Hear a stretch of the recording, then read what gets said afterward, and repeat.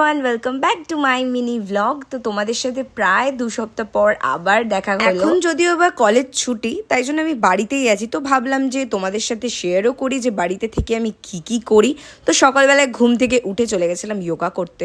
তারপর ওখান থেকে বাড়ি ফিরে একটুখানি সিনেমা দেখলাম। আর এই ছিল আজকের লাঞ্চের প্রিপারেশন। আর এই যে লাঞ্চ রান্নাটা মানে সেই হয়েছে, ছ্যাজরাটা মানে সেই বানিয়েছে। আমি তো 2বার নিয়েছিলাম। তারপরে বিকেলবেলা গেছিলাম একটুখানি হাঁটতে, আর হেঁটে বাড়িতে এসে আমি এইটা রান্না করে দিয়েছিলাম, মানে বানিয়েছিলাম যদিও বা। আর সেটা আমার ভিডিও করা হয়নি বলে দাদাকে বলেছিলাম যে তুই একটা ভিডিও কর।